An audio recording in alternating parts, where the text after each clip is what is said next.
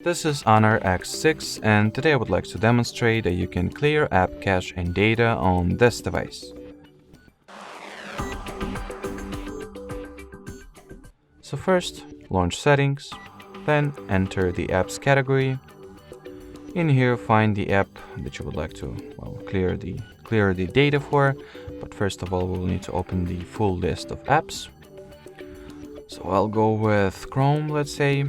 In here, go for the storage, and at the following storage page you can clear only cache by tapping at the clear cache option, and as you can see the cache went to 0.